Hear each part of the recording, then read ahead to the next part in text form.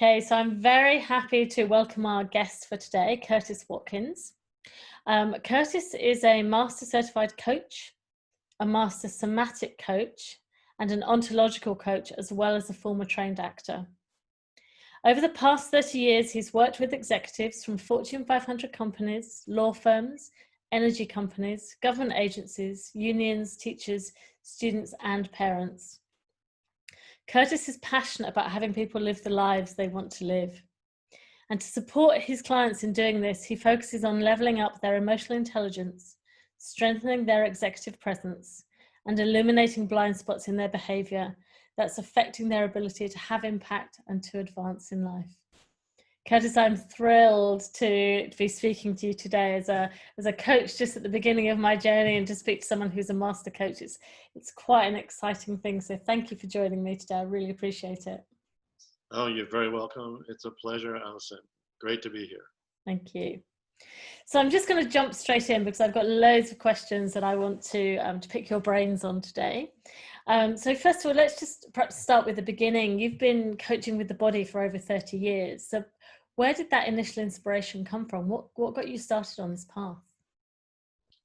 Actually, there was a fellow coach who was doing these strange things with a long stick out in the yard when I was doing my coach training.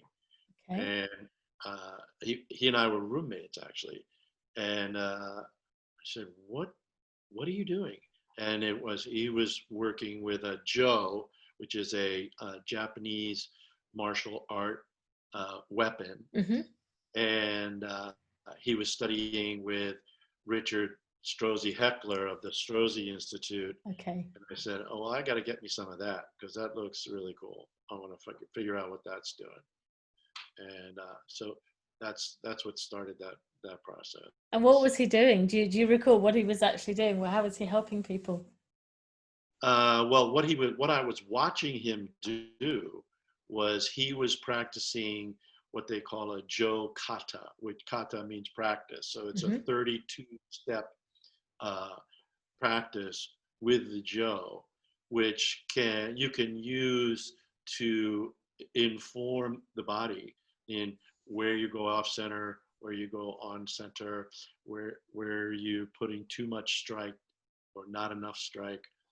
It's a very informative process, both for self education as well as other. Yeah, I can completely imagine, just as you say, sort of noticing what you're doing, what you're not doing, where you're doing it right or wrong must be incredibly informative. Yeah, and it's a lot of fun because it's outside of the norm, and most people go, so what are we going to do with those big sticks? So do you use that kind of thing now? Is that part of your practice? I do. I break it down into bite-sized chunks, so I don't teach the whole 32-step kata. Once I do 5, and then I'll do 5 more, and then I'll do 5 more, and they go away and they practice and they come back and they see how they're doing. And I wait until they've got a level of mastery before we go on to the next one. And it's fascinating. I really love the practice. It's a lot of fun. Yeah, I can imagine. So that sounds like that experience, seeing him doing that and then going and perhaps doing that training, brought a completely different perspective, perhaps, to where you were going on your initial thinking with the coaching. Yeah, I mean, because I was studying ontological coaching, which includes the body, but there was no actual formal practice around somatics. There were some ideas around it.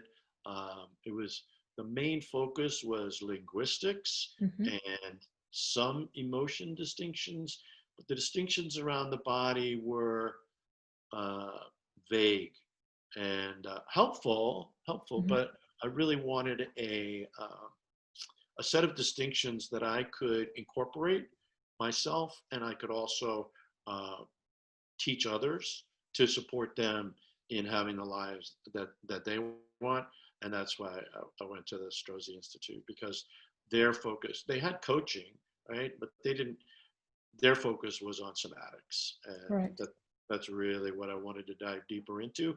And at that time, I wanted to differentiate myself, because everybody and their grandmother could hang out a shingle and say, I'm a coach, and we Still could the still, same case now, of course. it's, Anybody they can yeah, do a weekend course and like, I'm a coach. right. And it's like becoming a Reiki master in a 24-hour, whatever. Yeah. But so I wanted a differentiation around what kind of coaching I do. And at that point, there was very little somatic coaching happening. And so that was also something that intrigued me. I like Mm-hmm. being on the vanguard of things. Yeah. And Bit so, more on the cutting edge. yeah, I was probably the second generation of coaches. Mm-hmm. So Fernando Flores, and then my teacher James Flaherty, and Julio Olaya, and then the third generation kind of exploded it. Yeah. And here we are. There's 50,000 coaches in the world, or whatever, even more. So it's been a great journey. I love coaching. I think it's a wonderful, wonderful practice, and has alleviated a lot of suffering on the planet. You mentioned ontological coaching, and a lot of the people that I think are listening to this may not be aware of what that is. Could you perhaps share a definition or explain a little bit more about what you mean by that? Sure. My understanding of ontological coaching is ontology is the science or the study of being. Mm-hmm. And it really boils down to, rather than looking at, and you can also look at it in terms of first tier learning and second tier learning. In first tier learning, you take an action and you create a result. If you're not happy with the result, then you go back and you change your action. You do it faster, you do it slower, you do it more, you do it less, and then see if you can change the result. So that's first tier learning, and it's very valuable. And however, in my experience, it's very limited in actual having transformation. And by transformation, I mean the person changes significantly. And in order to change significantly, we need to go to this, what I call, or they call, or we call, second tier learning, which in second tier learning, you take the action, you see the result, you're not happy with the result. What you do is you go back, rather than going back to the action, you go back to the how I'm being in the world, how I actually see the world, and which we can call the how I observe the world, or the observer that I am. And we're all unique observers of the world, and we take action out of that being that we are, and to produce the results we are. So if we actually shift that being that we are, what's possible in my life changes dramatically. Yeah. Just to give you an example, and maybe this will help the viewers a little bit. Have you ever decided that you wanted to buy a new car, right? And so, but prior to deciding you wanted to buy a new car, cars just were on the street and didn't really matter at all.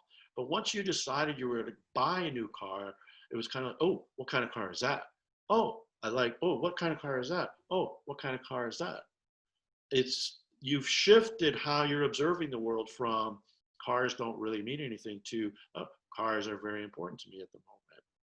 Or to give another example, I know when my wife and I first got pregnant, before we were pregnant, I'm sure there were pregnant people out there, but I really didn't Pretty notice. Sure. Right? Pretty sure.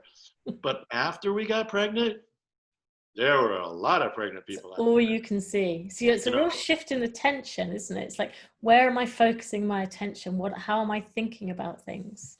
Yeah, and how am I being? I'm being a potential father here, which I look at the world very differently from the view of, geez, I'm bringing a new life into into existence, and that changes my priorities. It changes the choices that I make. I mean, it's huge. So that's what I mean by ontological coaching, is coaching at the level of being. Let's shift the being that you are, and out of that will come all kinds of different choices that weren't available to you given how you saw the world before. Yeah.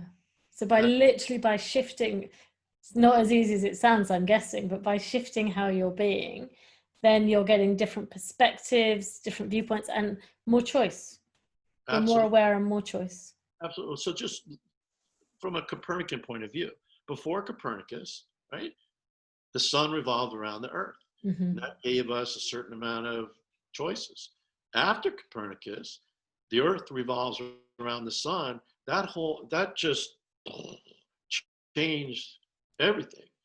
First of all, it took knowledge out of the realm of the church. Mm-hmm. Up to that point, the church was, if you had a question about life, you went to the church. Now, if you had a question about life, you could still go to the church, but you could also go to science. And that split has gotten bigger and bigger and bigger as we've gone, and has its own shadows and problems. Anyway, that's not what we came here to talk about. But the Copernican revolution was a huge ontological shift. How about COVID-19? That changed who we are. Totally. What right? are you seeing? What are you seeing? Let's talk about it. What changes are you seeing in how people are, in how your coaches are, or how people, what the problems people are coming to you with? What are you seeing? So in terms of, I can see it just from the small things, as in masks. Mm-hmm. Everybody's wearing a mask. Yep. Now, except for those that you can't make me wear, and that's fine, right? It's like, I can't and I don't want to. But just so from that very simple level, to go out and interact in any way in public, I need to don a piece of apparel that, to me, only doctors wore, or people that clean my teeth. Yeah. And now everybody's wearing it. From there are people who live in fear. Their whole existence now is tempered by the fact that if they could die from this. And so they've cut themselves off from their families, their children, their grandchildren, their friends, their associates, and they have become hermits, basically. And on the other end of the scale are those that, it's a hoax, I don't believe it, I don't care, blah, blah, blah. And they just go out and live their lives almost completely the way they did before, except they can't eat out in a restaurant. Yeah. Right? So the world's changed around them, actually. Even if they want to, they can't live in exactly the same way. They can't. It's huge. Yeah. Huge breakdown. And and so in terms of your question about what are people coming to me, it's like how I am able to navigate the breakdowns in life is a key life skill. And so this gives us this COVID-19, it gives us a huge opportunity to see, my opinion, what's valuable, what's not valuable, what really is important to me, and what's not. And then given that, make choices out of that. And that's a huge gift.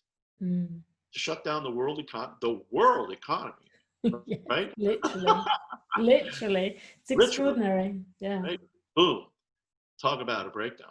And I mean breakdown in terms of Martin Heidegger, not in terms of a mental breakdown or anything like that. A breakdown is an interruption in the anticipated flow of life. Right? And there was a lot of anticipated flow of life that got interrupted by COVID-19. Just like airlines, travel, vacation, all of that. And so how people navigate within that is a great opportunity for coaches. It's one of the questions that you forwarded to me before we had our conversation, Allison, was great. So what do you do with people who say, I don't need a coach? Absolutely. That's exactly what I was going to ask you now. In this context, how can coaching help? And that's how coaching can help, because I can't see what you see. And I am a different observer of the world than you are. So I can help you see things that are unavailable to you. And you can too, just by the fact that you're a different observer. Yeah. And it's, if they say, well, why do I need a coach? Nobody needs a coach, right? My point of view is that I don't know anyone who couldn't benefit from having a coach. But then we have to define our terms, and defining the term coach means that I, as the coachee, have, and the word is escaping me, but have given you permission to coach me. I have constituted you as my coach. Yeah. And that means that I am open and available and willing to explore with you what's going on. Yes. And if I don't constitute you as if you don't constitute me as your coach, then there's no coaching that's going to happen. No, because you're working with someone who's basically uncoachable. This is one of the challenges I think certainly I find when clients are sent to me by, say, the HR department or something, and they do not want to be there. And it's like, well, I can try, but actually, unless they're a willing participant, it's very hard to coach someone who doesn't want to be coached. Yeah, and that's when I get sent somebody, which is very seldom anymore, and I just don't accept those assignments. My first question is, do you want to be here? Mm. And you can tell me honestly, because if you don't want to be here, but you have to be here, is a different conversation that we're going to have than that you want to be here and you have to be here. This is very different. And I'm not going to blow your cover. I'm not going to go and tell them, hey, this person isn't coachable, they don't want to be here. Mm-hmm. But you have to work with me so we can find something that would benefit you during these 10 sessions, 12, whatever it is, so that we can come into some kind of partnership here. Because we're going to be, HR has determined that this is important. So how do we make the best of it? How do we make the best of it? Yeah, I think that's it. And you touched on something really nice a few moments ago, Curtis, where you talked about how I observe the world and how you observe the world. And I can, as your coach, I can bring something to you as my coachee. But equally, I see it's the other way as well. I really see the coaching relationship as being very co-creative. So we are creating this new possibility, creating these new awarenesses, almost having these insights together. And I find as a coach, I learn as much from the sessions or get as much out of the sessions as my coachees do. It's a very energizing process because it's so co-creative. Yeah, it's one of my teachers' favorite expressions. Julio Olaya, the founder of the Newfield Network, he called that what you're just talking about, Allison. He called it the joke of coaching. The joke of coaching. You come to me to get coached on something that I'm working on myself. Yeah, always. It's always your own stuff. And it's just, the difference is I am a few steps further down the path. Yes. Right. But to your point, we're both benefiting from this exchange, which is fantastic. Yeah. Yeah. That's one of the things I love about a coaching model is that there's still one up, one down, but there is much more peer aspect to it than, say, standard psychology or psychiatry. Yeah. And you're trying not to be teaching. It is, I very much see it's like we're going on a journey together. You're bringing something, I'm bringing something. Let's see what we discover. And as you say, as a coach, hopefully you're a few steps ahead. You've got some things you can bring to that, but it's still a journey and a co-creative process. Yeah, what I'm bringing are distinctions that they probably don't have. Mm-hmm. Right? Yeah. And what they're bringing is their experience to the life that they've lived that I haven't lived and couldn't possibly know. Yeah. Absolutely. That's why it's so rich and exciting. You never know what's going to happen in any session, do you? I love it. Me too. So when people come to you, Curtis, now I know on your website you talk a lot about people living, I think I saw somewhere, lives of quiet desperation and this sense of how do they find their purpose. And I'd just love to get your views on that. How do you help people who are feeling really stuck? What's your approach? It depends on the person. Mm-hmm. Depends on the conditions. So in Buddhism, they talk about how whatever is present is based on causes and conditions. Mm-hmm. If you change the causes and the conditions, you'll change what's present. Makes sense. And so whatever it is that they're coming with and they're presenting is, I want to know, so what are the causes and what are the conditions that you're living in that has you suffering around X? Mm-hmm. And then through language or emotions or the body, we can begin to shift whatever those causes and conditions are so that we can begin to manifest something that is more preferable to the client. And in terms of purpose, when people come to me with that journey in mind,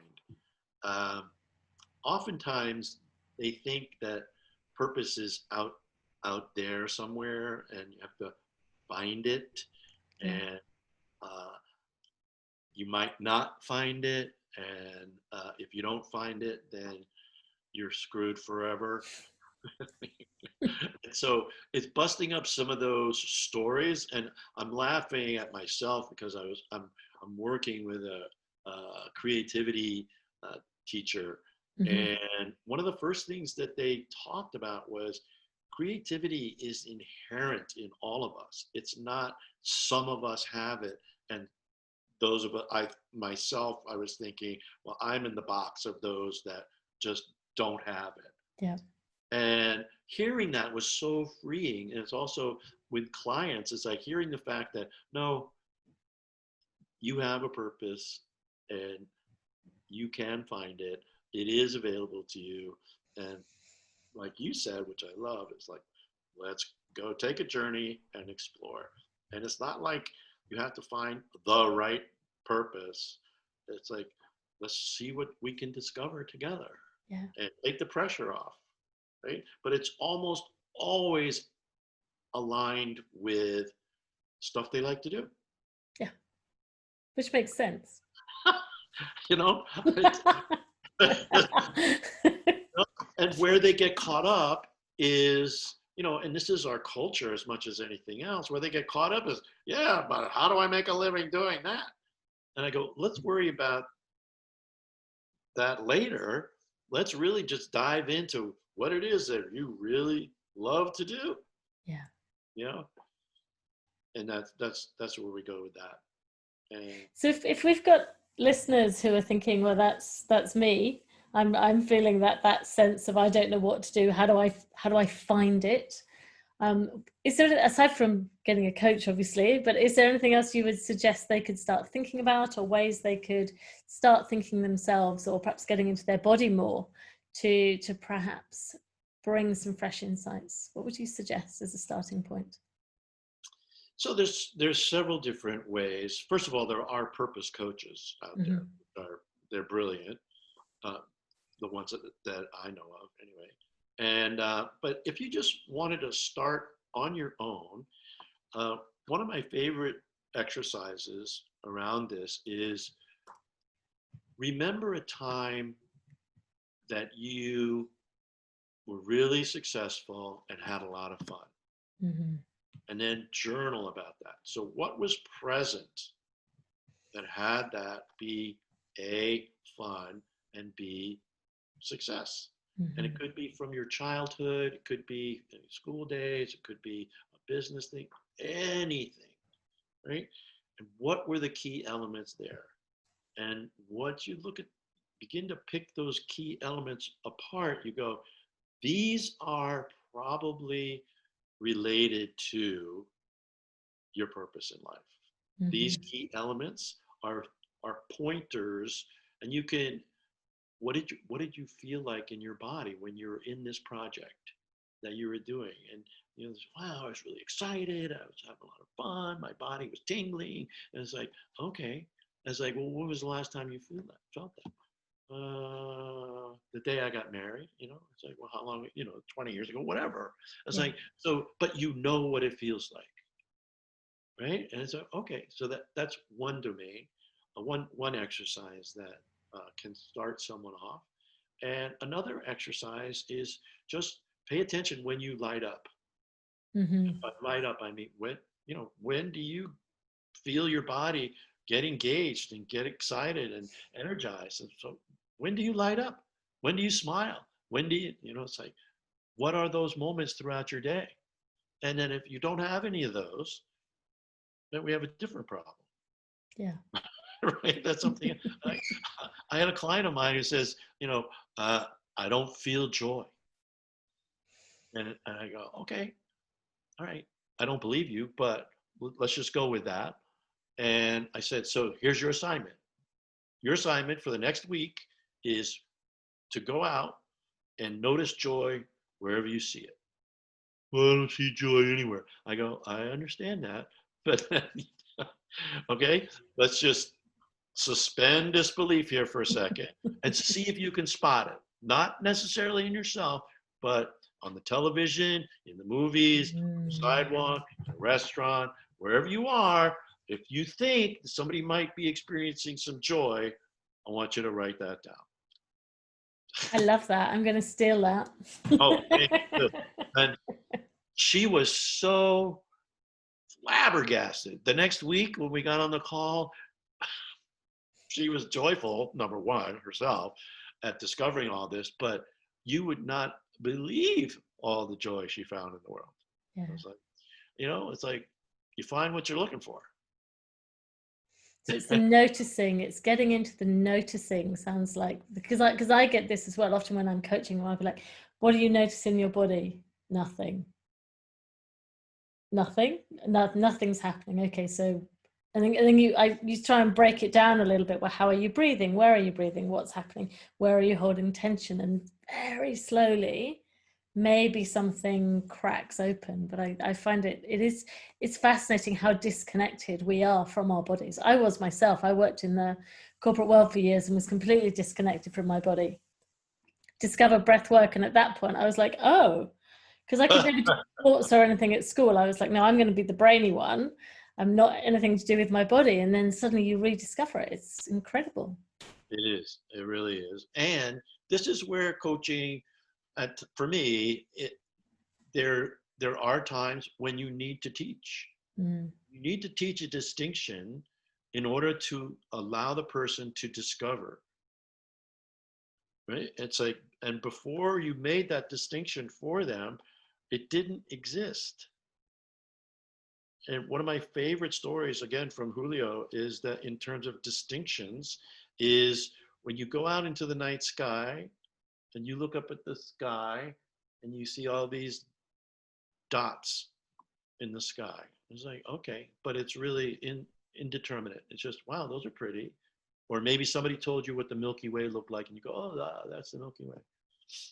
But the next night you go out with an astronomer, right? And the distinctions that they can make can bring the whole night sky alive in ways that didn't exist. They literally did not exist for you. And the next night you'll go out with an astrologer, right? And they will make distinctions that didn't exist for you the previous night and probably don't exist for the astronomer. Yes. Right. So the power of making distinctions for people is huge. Just in terms of linguistics. So working with a client, and I go, I noticed that you use qualifiers a lot in your language, and they go, well, what do you mean by that? I mean, you use the word if, maybe, sort of, kind of, a lot. And did you notice that? And they were working with setting boundaries. That was one of the things. Oh, I need to work on setting boundaries. Okay. And they were unaware of that. And I go, so here's your assignment.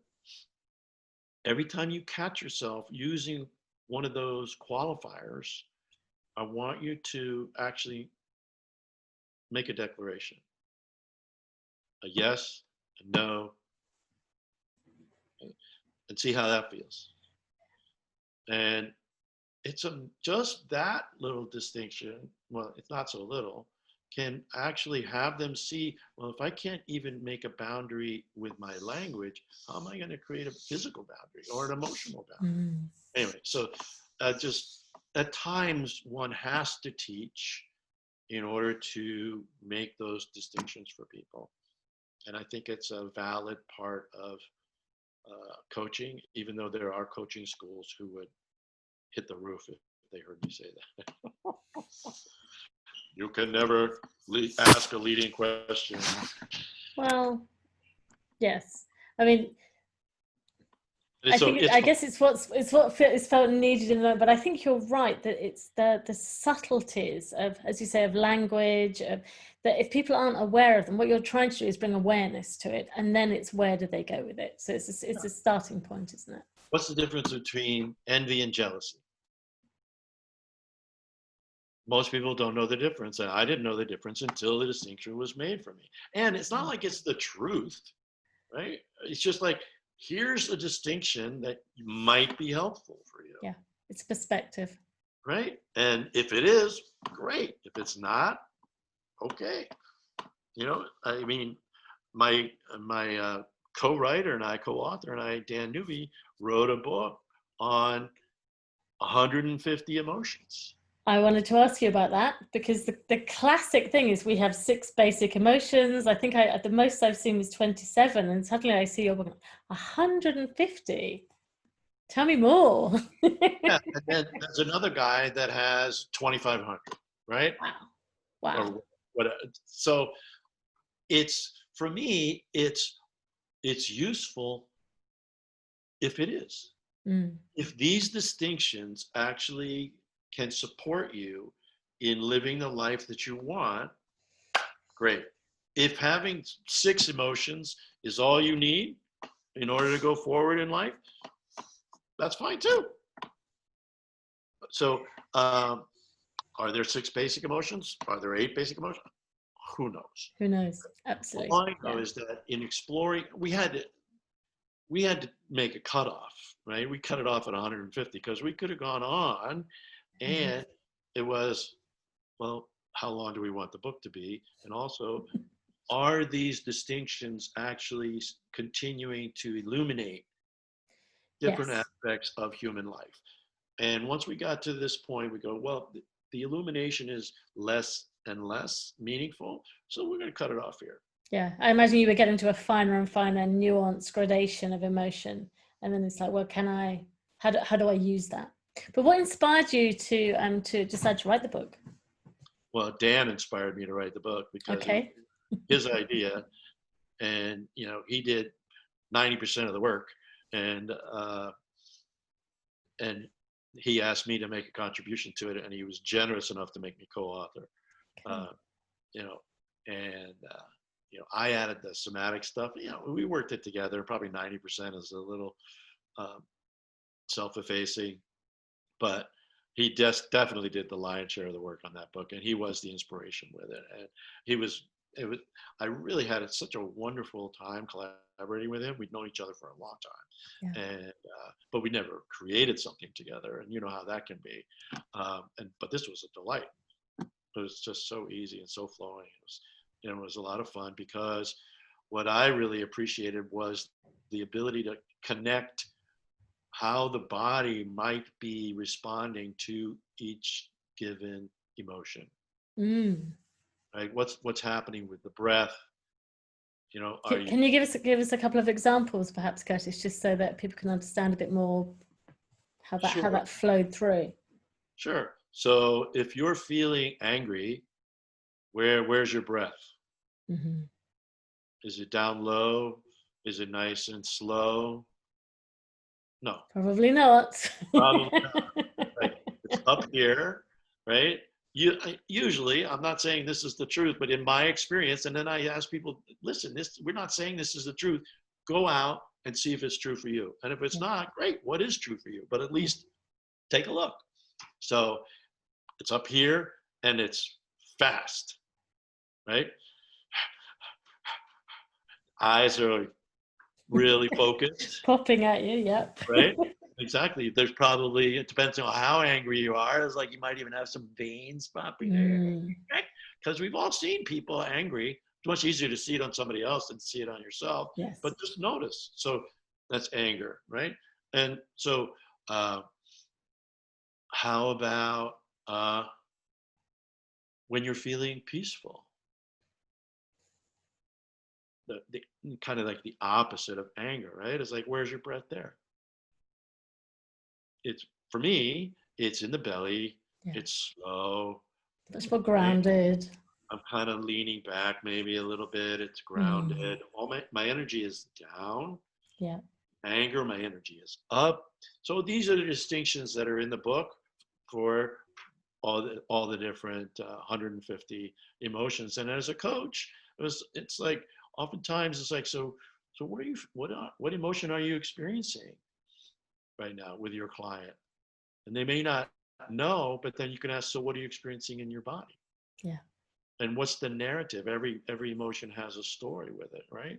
So what are you telling yourself that's evoking this emotion? So the emotional territory is, up until maybe 20 years ago, was so limited, right? Until Daniel Goleman came out with his book. Yeah, right? emotional intelligence. Yeah. Emotional intelligence is like, he really gave everybody a big step up in terms of, oh, this is a legitimate domain of learning and exploration, right? And so it's fascinating. It was a lot of fun writing that with Dan, and we've had people report that they keep it right by their table when they're coaching. They use it as a reference. Wow.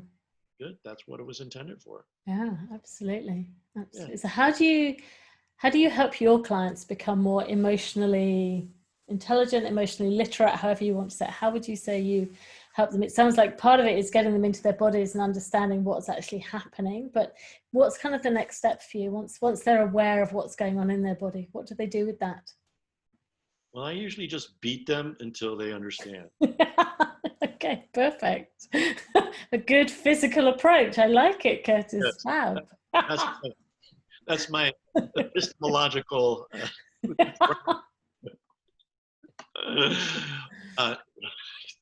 So it's just as you were talking about, how do we educate or bring awareness to the body? It's the same, for me, it's the same process with the emotional territory as well, because we're always in some emotion, and so it's not as if we don't have that territory available. We do. We're just not educated. My buddy Dan, he likes to call it emotional illiteracy.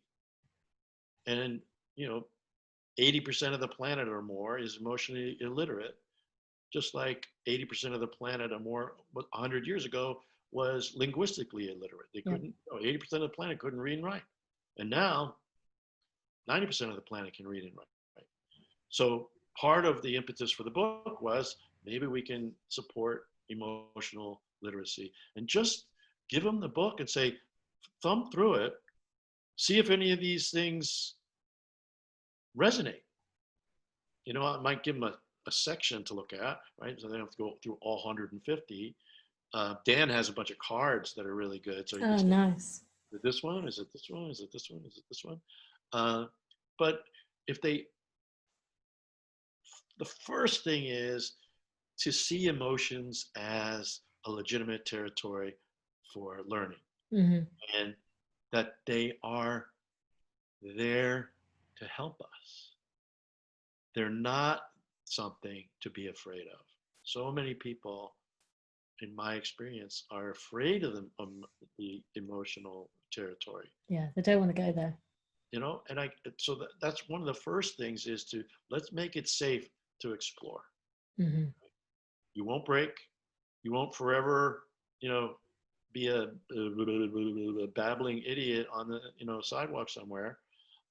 It's okay. We can get there. And so you titrate, just like everything, just like with somatics, you titrate, because and kudos to Mark for really bringing this to my awareness around trauma. Yeah. There's so much trauma out there, and his teacher Paul was the one that brought it to him, so I credit him as well.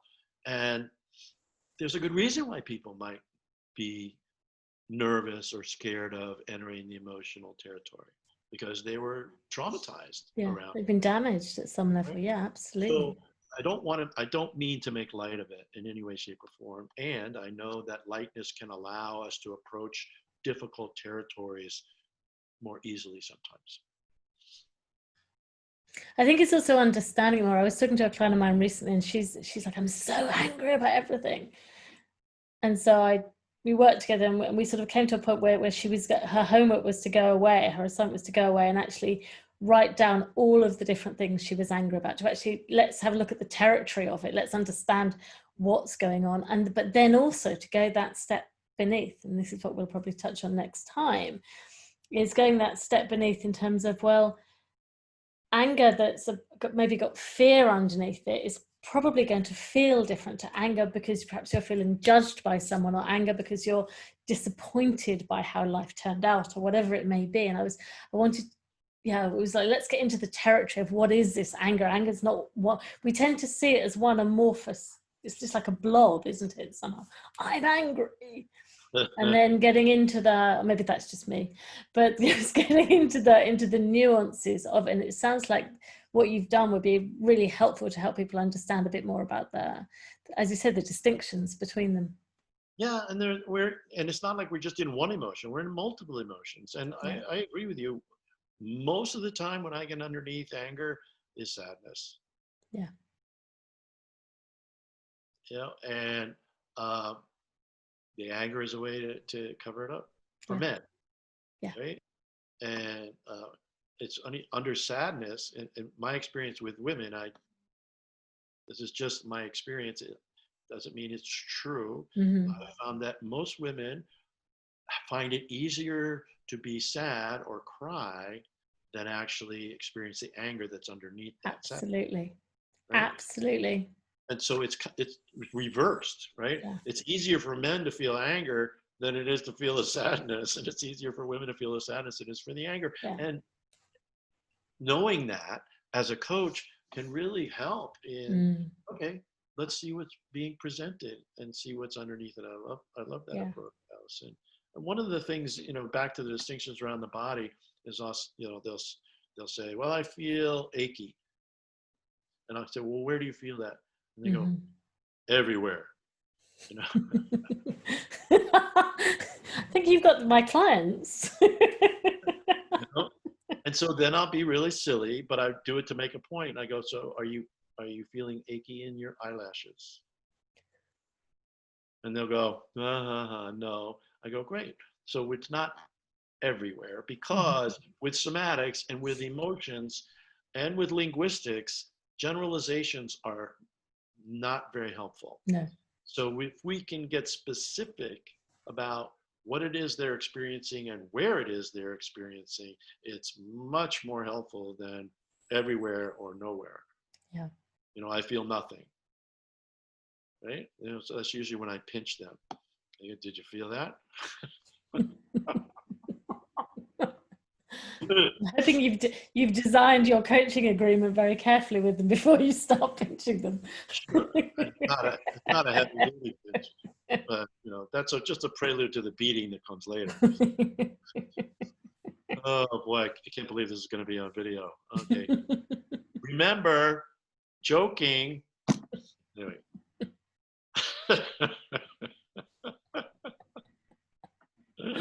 Oh dear. So Curtis, we talked earlier before we started recording about that your Broadway sign up there, and I know that you trained as an actor earlier, so kind of in a previous life, and I just wondered how that training has impacted on your coaching, on the way you think about the body. What difference did that make for you? Sure. Well, as an actor, I had to learn how to inhabit another observer. Right? How does this character see the world? Yeah. Which, I don't care who the character is, they're going to see it differently than I do. And so that's number one, is like to immediately begin to discover how others see the world, and in that, how I see it. differently. Yeah. One, and I think the second most important gift from acting into coaching was listening and being present. Because if I'm thinking about what my next line is,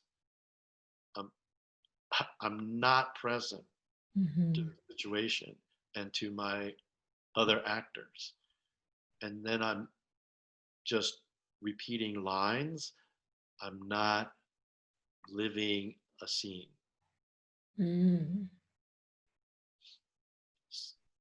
So being present to the magnificent human being that's sitting across from me as a coach, and listening. And by listening, I don't mean just with the ears. I mean listening with my body, right? And sometimes clients hear me say that, I go, what does that even mean? And I go, well, there's some things that you'll just have to feel your way into, right? It's like you can't really know it until you experience it. And so those are 2 or 3 of the key gifts that I would say, at least the schools of acting that I went to, brought to coaching. And I'm curious for myself as much as anything else, how do you learn to inhabit another personality, another person, to see the world? How do you get out of your own observation point and into someone else's observation point?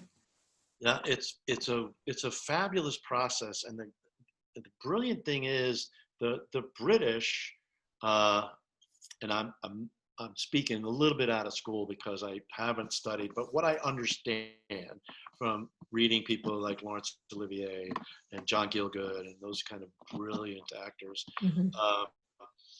they have a way of inhabiting their character from the outside in. So they will take cues from the author.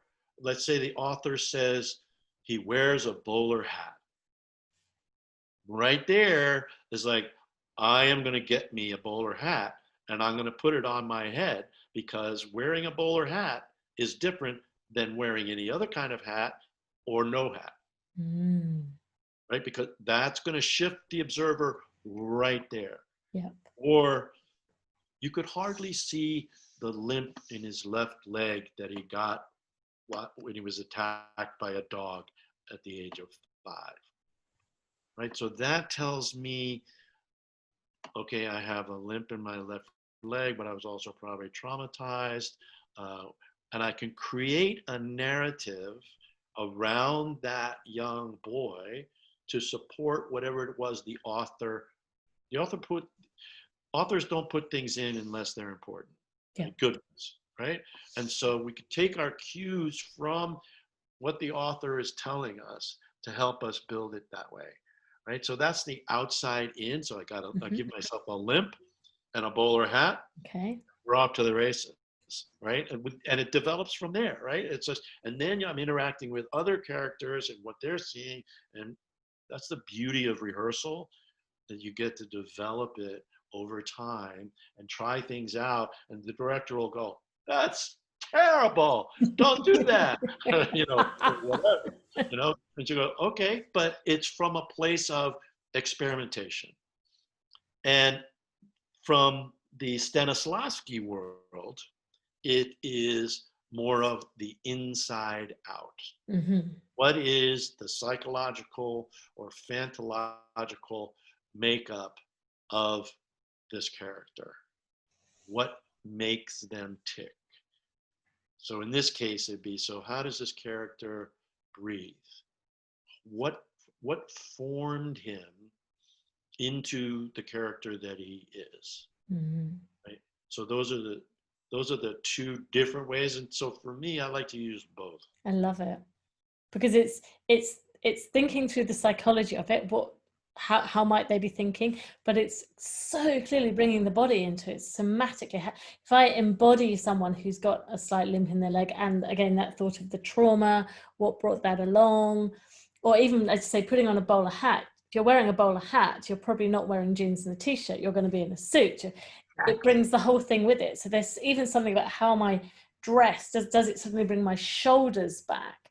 Oh, my embodiment shifted. Now what's that doing to me? Brilliant. Yes. I love exactly. it. Yep. That's And you fantastic. probably have a brolly too. It's all one, right? It all goes together. So yeah, it's a lot of fun. Yeah. Yeah, but I can also see in terms of with clients that maybe kind of getting them just to, you know, try a slightly different embodiment. That's how this could be applied as well in the coaching. Let's just try shifting that little bit, see what happens. Absolutely. And one of my Richard Strozzi Heckler, my somatic teacher, one of his favorite quotes that I remember is him saying, "Your body is shaped perfectly for the life that you've lived." Mm. Right? So that whatever body presents itself in front of you as a coachee, it's like you can look at that and say, I wonder what this person has lived through such that they are shaped this way. Mm. Right? Brilliant question. Brilliant inquiry. Just from a curiosity point, and you listen to them and their story will unfold. But another Stuart Heller, another somatics teacher, one of my favorite expressions of his is how you move through space is how you move through life. Mm-hmm. So this goes back to the beginning of our conversation around the Kata, Yeah. and how you do the Kata, right, reveals how you do life. Yeah. If you know, and what I heard you say is like, well, I have to get it right. Okay, that shows up in the body in a certain way. Yeah. That there's a tightness. It's like, oh, if I don't get it right, then what happens? So, yeah, it's yeah. And we say a similar thing in when I do my breath work, that the way you breathe is the way you live your life. You know, are you willing to take the breath in? Are you willing to take in your goodness? Are you willing to share? Are you closed and tight and tense, or what's going on? So I guess there's many of these kind of bodily metaphors. Absolutely, we are coherent. Yeah. So how we do everything is an example of our lives. Yeah. You know, how we breathe, how we stand, how we sit, how we walk, how we make love, how we read, everything. Yeah. Yeah, so it's great. But one other area I wanted to talk to you about, the time is racing past, but I wanted to talk to you about courageous conversations, because I know that's something that you're keen to help people have. And I wondered, from your perspective, what is a courageous conversation? Why do you believe they're so important? How do you help people have them? So I'm going to paraphrase Julio Olaya, and my memory of what he says is that whatever is not operating well within an organization or a system is because of either lack of conversation or about whatever it is, or a conversation about whatever it is that's being held poorly. Mm-hmm. So a courageous conversation, in my opinion, is a conversation about an issue that nobody wants to talk about, but is very important to be talked about. Yeah. And and again, back to causes and conditions. What are the causes and conditions that led us here? But also, what are the causes and conditions that we need in order to have a successful, courageous conversation? Because I can have a courageous conversation, you know, it's like, but the person across from me is like devastated or whatever, right? That's not a successful, courageous conversation. No. Right? So it's not just a courageous conversation, it's a successful, courageous conversation is what you're aiming Yeah, for. it's also to actually really mean conversation, which is to change together, Mm-hmm. right? That's having a conversation. Yes. Right? If I'm just talking at you, we're not having a conversation. No. And so a courageous conversation is one that's really important to me, and whatever the situation is, to have. And then as a coach, what are the conditions that need to be in place to support you being successful in having this conversation? Mm-hmm. Right? It's like, I remember this wasn't really a conversation; it was a request that I made to my partner Cheryl, and because we were talking about getting married, and neither one of us wanted to get married, but our friends were saying, well, why don't you have a commitment ceremony or something where we can celebrate you guys? And so one morning I was at the breakfast table and she was across, it's a big open space in the recycling closet with bottles and cans, and she was doing the recycling, and I chose that moment, right? Because Say, well, what do you think about having a commitment ceremony, honey? how did that go? Not well at all. It wasn't like it was she got angry or anything like that. It's just she just didn't understand what I was talking about. No, bit out of the blue. Yeah, it's totally out of the blue. And it just landed like a lead balloon, and we still haven't had the commitment ceremony. Oh goodness! But that's what I mean by context. Context is everything. Everything. Yes. And you can say whatever you need to say within the right context, right? If you know who they are, you know who you are, and you set the right context, you can say anything you need to say. So what's the context we need to set? And there's no guarantees. Mm. Right? It's like you do the best you can, and it could blow up in your face.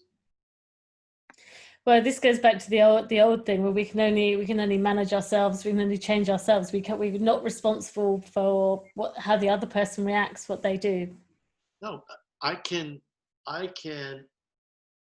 have a pretty good idea how they might react, and I can adjust myself in a certain way. But to your point, it's really their call. Yeah. Right? How they want to respond to it. And no matter how they respond to it, then it does come back to me in how I respond to that. Right? And so if I can maintain or come back to center, find my breath, remember why I wanted to have the conversation, remember who that person is to me, instead of immediately turning him into the enemy, then I have a much better chance of continuing that conversation, no matter how they react to the initial, right? So that's the Kata practice, the two-step practice, all the embodiment practices. Is like another Strozzi expression is under pressure, humans revert to what they've practiced the most. And I guarantee you, still after 30 years of working with somatics, I still haven't practiced being centered in an argument more than I practiced not being centered. Just that's me neither, if I'm honest. But that doesn't mean stop practicing. No, absolutely. Right? Absolutely. It's like the other day, this guy was speeding up our road, and it's a big, long straightaway. So a lot of people like to speed a lot, and it's right in front of our house. Yeah. And I went like this to stop him, to slow him down. And he stopped his car, he rolled down his window, and he goes, "Yes." And I go, "I would really appreciate it if you could temper your speed around this house." Pretty much like that. 10 years ago, or maybe last month, right? Depending again on the context, it could have been, right? And he heard me. I don't know if it'll change his behavior, but I wasn't an idiot. Yeah. So it's managing ourselves as much as anything else. If we can manage ourselves to the best of our ability within that context. Do you know what a backhanded compliment is? I do. So my son gave me the best backhanded compliment that I ever got. He goes, Dad, you're the reason I know people can change.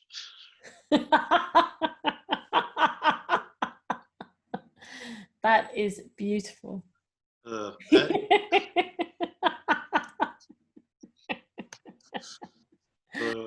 That's perfect. Perfect. Curtis, we've pretty much come to the end of our time together, but I guess two last things. One is, if people want to find out more about what you're doing, where you are, where can they find you online, or other ways to reach you?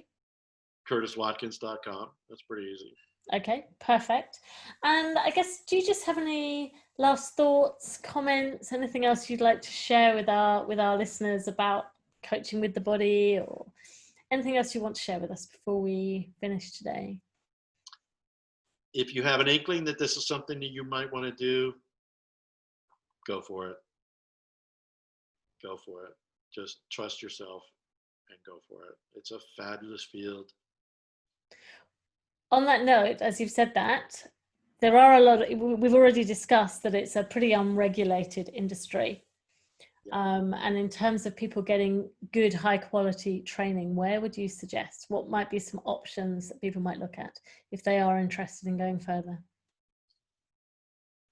Well, you can't go wrong with Mark Walsh.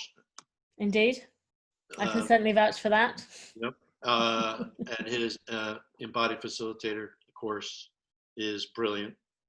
And I've already mentioned, so the Strozzi Institute for Somatics. Mm-hmm. Stuart Heller, I believe, is still teaching. He has online stuff around somatics that's brilliant as well. New Ventures West is a great ontological coaching school. James just retired, but I'm sure he didn't replace himself with, people that aren't as equally talented as he is.